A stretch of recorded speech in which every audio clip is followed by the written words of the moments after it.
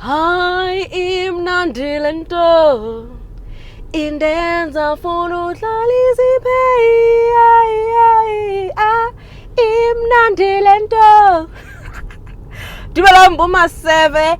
This is actually a surprise review. So over the festive season, I actually had 3 cars. The Mercedes-Benz A-Class, Kia Sportage, and the Haval H6 HEV, but it was driven by my darling photographer, Saya. So I obviously had to just take it from him and do the review. And I've lived with the car before, so this is going to be quite easy for me. So let's get into it with the exterior. And I think the Haval H6 is one of the prettiest cars you can find on the market right now. I won't even lie. I think the H6 is just a stunning SUV. And if you drive fast enough at night, it looks like a Porsche Cayenne. So when it flies past you, like, choom, you're like, hey, get Cayenne. No, get Haval. Get Havizi. One time like. So yeah, I really, and when I say that, because at the rear it has the solid light bar that kind of reminds me of a Cayenne. So that's why I say when you drive fast enough, it can look like a Cayenne. But it's a very pretty car. I think it's very nice on the outside. You know, even with the HEV one, it's a bit distinct from the normal one. You have a bit of a diamond cut kind of grille. So it looks quite distinct from the normal one. So it does show that it has a lot of hybrid energy. Under the H6 badging, you do have an HEV decal. So it kind of shows that it is the HEV. It sits on 19-inch wheels. I think it's a very pretty car. And I think in this white, it's very nice. I think this white is actually a very nice color for the car. You have a large sunroof, you know, you have your daytime running lights, LEDs. So in terms of the exterior, I find it to be very beautiful. Let's move on to the interior. Haval's interiors are very Haval. Oh, look at a Cayenne. Oh my gosh. Hello. Guys, I need me a man who drives a Porsche. Where do you guys find them? I do. Anyway, back to the interior. Back to the interior. The interior of the Haval is quite Haval, you know. You have a large infotainment system screen in the middle here. You know, there's no buttons on it at all. It's fully touch operated.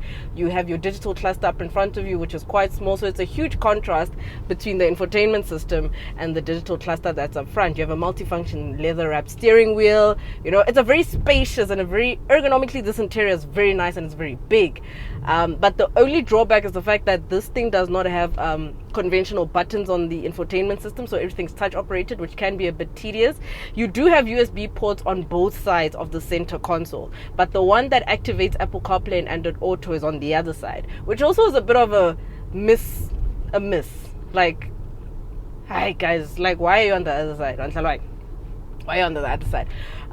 Yeah, and then you have your swivel knob. Your gear selector is a swivel knob. You have cup holders up front here, very spacious. Even the door bins on the side of this car, it's very nice. It's very spacious. You know, a lot of things can go in here. Even in the rear occupants would sit very comfortably in this car. I mean, this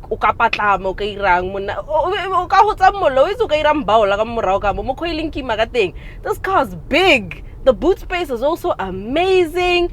Like, as like, it's imposing. Right now in front of me is a Fortuner, and I think this could be the same dimensions as a Fortuner. Maybe I'm exaggerating, but it's a big car and it's spacious. That's what I like about it. You know, the sound system is very decent. I don't have like anything exciting to say about the sound system. It's a very normal kind of sound system, whatever. You have electric seats. Your tailgate is also electrically operated. So in terms of, like, it's a very fully loaded package, you know. So yeah, let's get into the drive. This vehicle is powered by a 1.5 liter turbo petrol engine and has a combined output of 179 kilowatts and 530 newton meters of torque. So this means that the hybrid energy and the internal combustion energy together produce that amount of power and that amount of torque. So I mean, this is probably similar to the Jolion HEV. And I think it's quite nice. It's a very nice car to drive on a daily. When you start it up, it's very, very quiet. You can't hear anything. Like, it starts up and then it winds up like a console. You know how you start like a console? I don't know if you guys remember PS2 days. When you were playing for too long, it starts to be like, woo, you know, it would wind up. It sounds like that in here, especially when you're in motion. And it tells you when the car is on.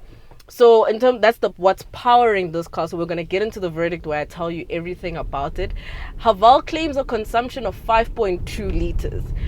Saya has been driving it and he says that he managed to get 6.5 liters. We're on 5.7. Got it down. Okay, I'm driving. But when he gave it to me, he says he was doing 6.5 liters. So Havals are a bit heavy on fuel, just a little bit. But he was also telling me that also fuel wise, he really didn't spend much. The car came in on the 13th of December. On the 22nd of December, he filled up with 1,000 rand, and that is the fuel that has carried us up until today in the new year. And I'm left with a range of 184 kilometers. If my memory serves me correct, when this car came to me in test a while back, you can get up to 800 kilometers of range. And remember, with the hybrid energy, you obviously get a bit more range because you can coast on hybrid, you can coast on the battery, you can pull out and reverse and do all these things on the battery, and then when you're in motion and hit about 60 kilometers upwards, it kind of kicks in the internal combustion, and then they just work in unison together. So yeah, I mean, I think that's just the gist of it. Let's get into the very full thoughts on the H6 HEV. Ultimately, Haval, I still have an issue with them being very mass production. A lot of their products don't feel like they have a certain emotion. They don't feel like there's a certain sense of, it doesn't evoke a feeling in you. They feel like mass production. I did tell you this. It's like Borotoba Albani. Like, guys, we need to make sure we bake the Albani or the Fagumoya 1,000 because like, they just getting them off the line. You know, feels like there's not much effort into making it a very, like, you don't feel some distinctness in them. Like, you know, when you feel how you feel in a VW, in a Audi, in a Kia, in American, whatever. These feel very mass production. That's the only thing I don't like about them. But I think in terms of the Chinese manufacturers, they have value for money on lock. They did not overdo themselves. They did not overkill the cars with a whole lot of tech and whatever, because their tech, to be quite honest, is a bit lackluster. It does glitch a bit. It is quite slow. I mean, when you slightly turn, the radar camera comes on and it just literally cuts the whole infotainment system. Now camera. So the tech it's something that they could really improve on. But I think as a product, the H6 HEV makes a lot of financial sense. If you're looking for a car for your family and really can't afford cars like the Tiguan, maybe the Sportage, maybe the Tucson, you know, X3 and cars like that, I think this makes for a really very, very good offering. And this is priced at 669,000 rand. That is quite affordable. This is the super luxury. It only comes in one trim, the HEV. It comes in the super luxury trim, and I think that it's worth the money. I think 670,000 rand is decent money for a Haval and a car of this magnitude. And personally, for me, I'd live with this.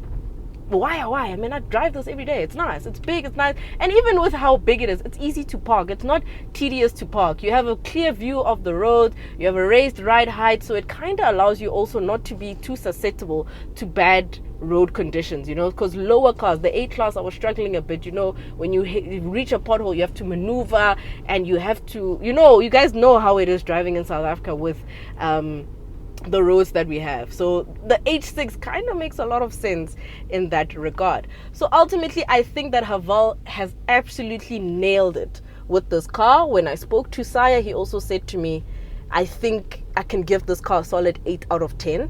And I totally agree with him. It's nice to live with on a daily. Fuel is subjective. I mean, 6.5 liters from a claimed 5.2 is a bit high, but it's not too bad.